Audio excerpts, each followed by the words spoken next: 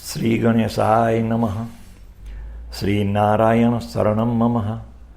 શ્રી નારાયણ શરણમ મમ. શ્રી નારાયણ શરણમ મમ. શ્રીમદ ભગવદ્ ગીતાના 16મા અધ્યાયમાં આજે આપણે જોશું દેવાસુર સંપત્તિ ભાગયોગ.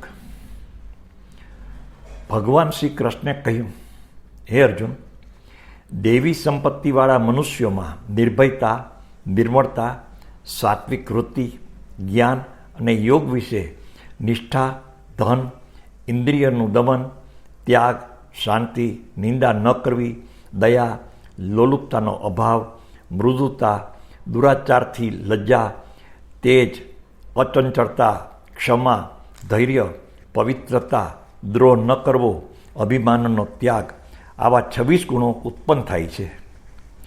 જ્યારે દંભ, અભિમાન, ક્રોધ, કઠોરતા, મોટાઈ, નિષ્ઠુરતા, અજ્ઞાન, આ ગુણો આસુરી ભાવ તરફ વળેલા મનુષ્યમાં ઉત્પન્ન થાય છે.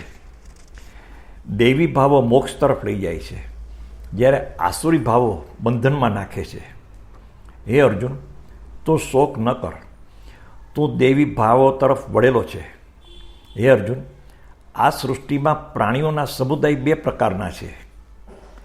એક દૈવી સૃષ્ટિ અને બીજી આસુરી સૃષ્ટિ. દૈવી સૃષ્ટિ વિશે આગળ વિસ્તારથી તને કહ્યું. હવે આસુરી સૃષ્ટિ વિશે કહું છું તે તું સાંભળ. આસુરી સ્વભાવવાળા પ્રવૃત્તિ કે નિવૃત્તિને જાણતા નથી. તેમનામાં શુદ્ધતા હોતી નથી, સત્ય હોતું નથી. તેઓ જગતને ઈશ્વર વગરનું, આધાર વગરનું અને અસત્ય કહે છે. કેવળ સ્ત્રી પુરુષના સમાગમથી ઉત્પન્ન થયેલું છે, તેથી કેવળ કામ ભોગવવા માટે જ છે. આવી દ્રષ્ટિ રાખી અને ટૂંકી બુદ્ધિવાળા મનુષ્યો, ભયાનક કામો કરનાર, અલ્પમતિવાળા દુષ્ટો, જગતના શત્રુઓ થઈ અને તેનો નાશ કરવા રચ્યા પચ્યા રહે છે. આવા દંભી માણસો નીચ કામોમાં પ્રવૃત્ત થાય છે.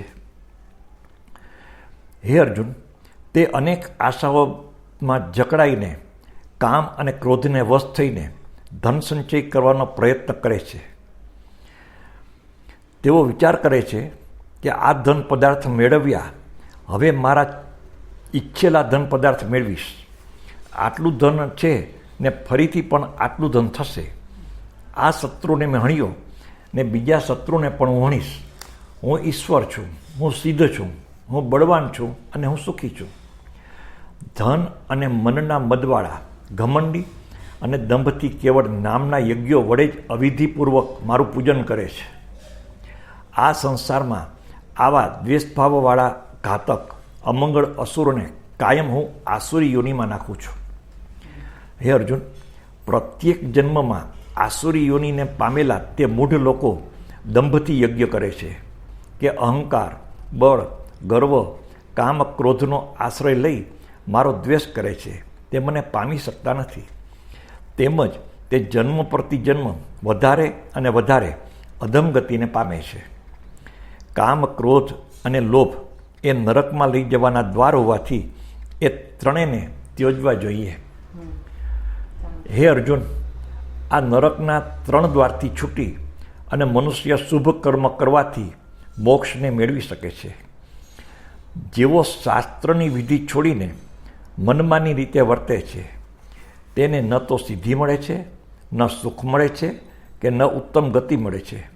આથી કરી અને શાસ્ત્રમાં જે કર્મો કરવાનો કહેલ હોય તે જ કર્મ કરવા જોઈએ. શ્રીમદ ભગવદ્ ગીતાનો આ તો 16મો અધ્યાય. આવતીકાલે આપણે 17મા અધ્યાયમાં પ્રવેશ કરશું. જય શ્રી કૃષ્ણ, જય શ્રી કૃષ્ણ, જય જય શ્રી કૃષ્ણ.